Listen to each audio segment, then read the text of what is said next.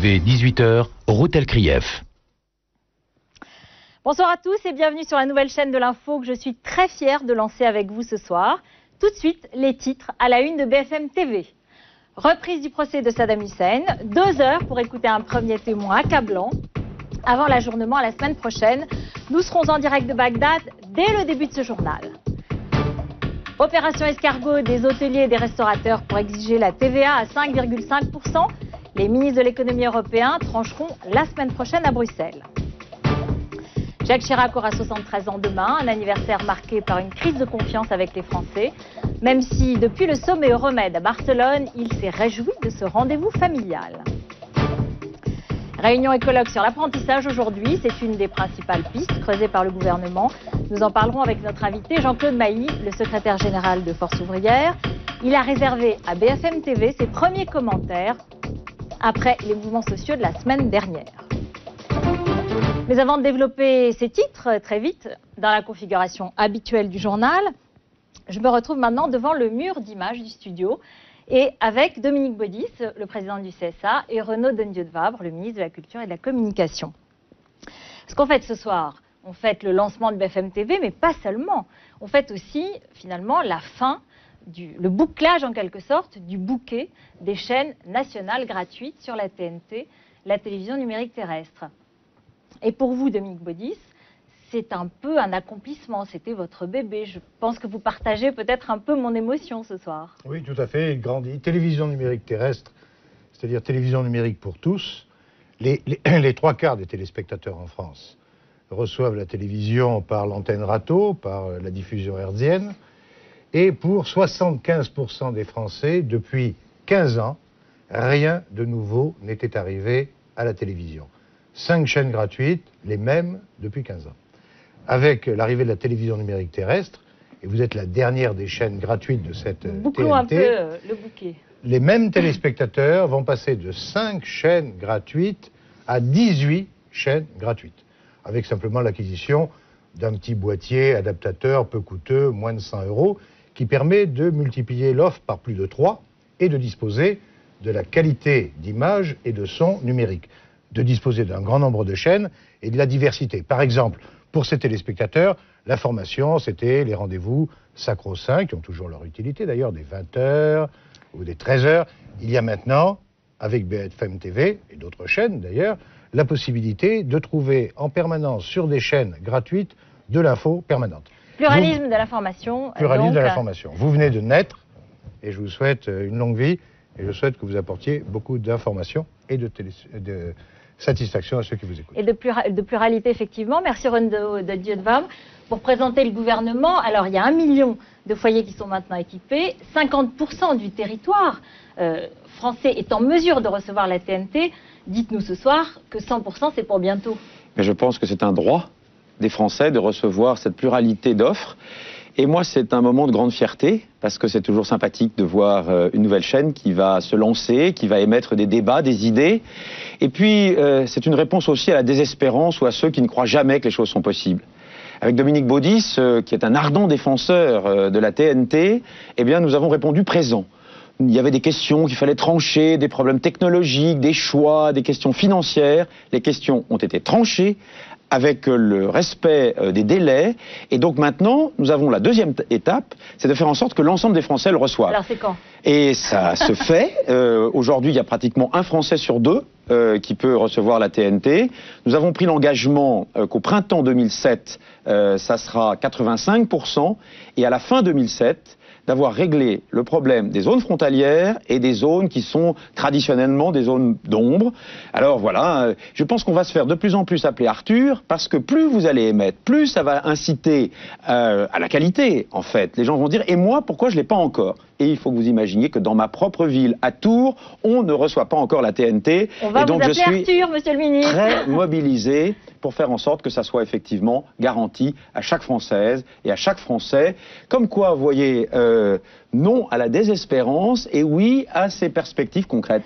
Merci infiniment à tous les deux d'avoir été avec nous pour ce moment très particulier. Retour au journal, donc tout de suite, je vous le disais en titre, reprise aujourd'hui sous haute tension du procès de Saddam Hussein, 2 heures d'audience marquées par de nouvelles complaintes du dictateur déchu. Vêtu à l'occidental et muni d'un Coran, il est apparu très combatif. Retour sur cette journée avec Guyane de Monjou. 3 coups de marteau, l'audience est ouverte. Il est 12h30 à Bagdad, la cour est déjà en place. 5 juges, les avocats, quelques conseillers internationaux et les 7 coaccusés sont déjà installés. Dans le box, une chaise vide, on attend Saddam. Lorsque l'ancien président arrive, certains se lèvent comme un vieux réflexe. Saddam en costume, le Coran à la main, au premier rang, c'est toujours lui le chef. Il réclame la parole, le président du tribunal garde son calme, il maîtrise parfaitement son rôle. Pourquoi m'ont-ils retiré mes papiers? Comment voulez-vous que les accusés se défendent si on leur prend leurs notes personnelles? Lorsque le ton monte trop, l'image est coupée. Les séances sont retransmises avec un léger différé pour filtrer certaines séquences trop racoleuses. Les images montrent ensuite la récitation d'une sourate du Coran à la mémoire des 2 avocats assassinés le mois dernier. C'est sur ce point que la procédure achoppe. L'avocat commis d'office pour les remplacer ne convient pas à l'ancien vice-président irakien. Un délai d'1 semaine lui est donc accordé pour en trouver un autre. Le procès ouvrira pour la 3e fois lundi prochain, avec un risque toujours plus grand que Saddam profite de cette tribune médiatique pour s'inviter aux élections législatives du 15 décembre.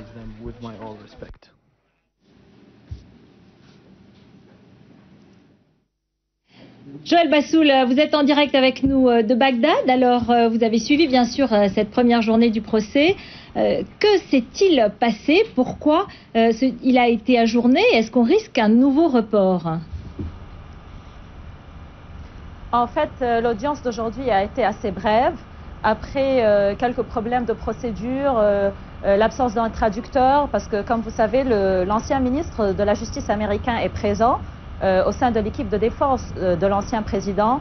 Donc une fois ces problèmes de procédure réglés, l'audience a commencé. Les personnes présentes, il s'agissait aujourd'hui d'écouter les témoins. On attendait tous pour voir si les témoins allaient apparaître au tribunal à visage découvert ou bien cachés derrière des masques. En fait, le seul témoignage qu'on a vu aujourd'hui, c'est d'une personne décédée. Le témoin est décédé récemment d'un cancer. C'était une vidéo qui a été diffusée au tribunal, qui était assez accablante pour l'ancien président et ses 7 lieutenants. Et puis l'audience a été levée, le procès a été ajourné jusqu'au 5 décembre pour permettre à l'ancien vice-président Taha Yassine Ramadan d'avoir des avocats avec lui présents à ce procès. Joël Bassoul, est-ce que l'opinion publique irakienne est très attentive au déroulement du procès? Est-ce que les gens de la rue suivent le procès?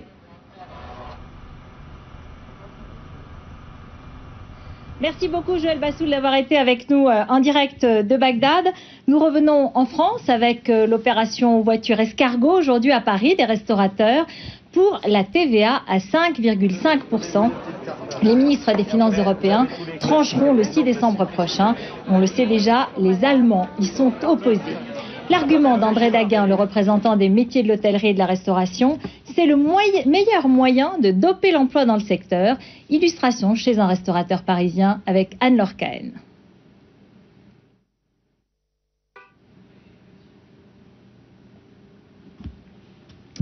Notre sujet dans une seconde sur la TVA à 5,5%.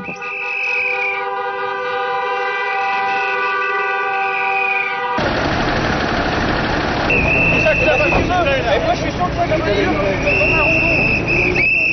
Tu vas pas y faire la TVA, tu vas là. Va dire coucou à Christy.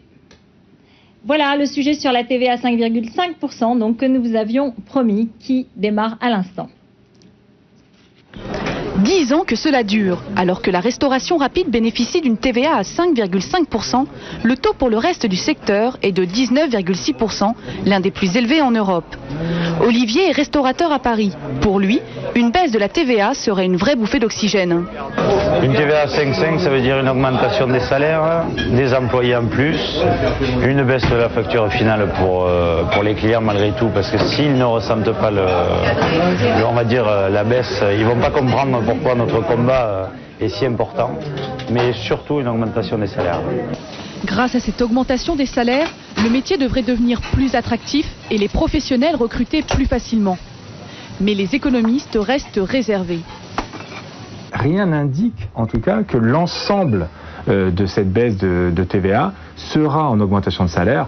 Et donc, on en veut pour preuve la baisse de charge qui a été accordée depuis 2002 à la restauration. Cette baisse de charge d'1,5 milliard n'a en rien endigué cette pénurie de main-d'œuvre parce qu'elle ne s'est pas traduite par des augmentations de salaire conséquentes pour attirer des personnels dans la restauration. Des horaires longs et décalés, une rémunération faible, le métier attire de moins en moins de jeunes. Aujourd'hui, 300 000 emplois sont non pourvus dans le secteur. Économie encore, la hausse annoncée des taux d'intérêt par la BCE. Thierry Breton était contre la semaine dernière. Aujourd'hui, il fait mauvaise fortune contre bon cœur et juge, je cite, soutenable une hausse d'1/4 de point. Nous pourrons faire avec, même s'il n'y a pas de risque d'inflation, c'est ce qu'il a répété en présence de Jean-Claude Trichet, le président de la Banque centrale européenne, donc à Euromoney. La politique avec l'anniversaire de Jacques Chirac, présent au sommet Euroméditerranée à Barcelone. Le chef de l'État a évoqué le poids des ans. Il aura 73 ans demain et il assumera son anniversaire avec beaucoup de plaisir, comme chaque année, car, dit-il, c'est l'occasion d'un contact familial chaleureux. Pourtant, ces derniers jours, le président n'a pas reçu que des cadeaux agréables. Dans l'ordre, un sondage CSA Le Parisien, où une majorité de Français a estimé que son influence baissait. Et ensuite, une phrase assassine de François Hollande qui a jugé que les faits et gestes du président n'ont plus d'importance, car il a inauguré une présidence passive. Vous avez vu là les images bien sûr du sommet Euromed. Alors à BFM TV, nous sommes allés tout de même demander à quelques Français s'ils avaient quelques mots à adresser au président à la veille de son anniversaire. Reportage de Pauline Revenat. Qu'est-ce que vous lui souhaitez? Encore une longue vie, mais pas trop à la présidence. Hein. Un très joyeux anniversaire et de bonnes idées pour cette nouvelle année de vie. Prendre la retraite. À son âge, ça vaut mieux, non? La santé, une meilleure santé, des bonnes idées, l'amour des Français. Joyeux anniversaire quand même, mais bon, soit qui règle les problèmes ou soit que quelqu'un de plus jeune arrive au pouvoir. Un cadeau pour son anniversaire. Un cadeau pour un grand-père, quoi, qu'il aille s'occuper de ses petits-enfants, par exemple. Une paire de lunettes, oui. pour mieux voir les problèmes de la France. Il n'a pas tenu ses promesses, donc je pense que bon, non. Pas de cadeau? Non, pas de cadeau, non. Une idée de cadeau, non, mais je crois qu'il s'en est déjà fait pas mal, alors non, j'ai pas trop d'idées. Je pense que je vais le connaître personnellement pour ça. Nicolas Sarkozy fête lui aussi un anniversaire, 1 an à la tête de l'UMP. Ce soir, il y aura une photo de famille avec son staff rapproché. Et tous iront dîner dans une brasserie parisienne. Alors Géraldine Vosner, vous êtes en direct du siège de l'UMP. Les représentants de la direction de ce parti vont parler de l'âge du capitaine, à votre avis ?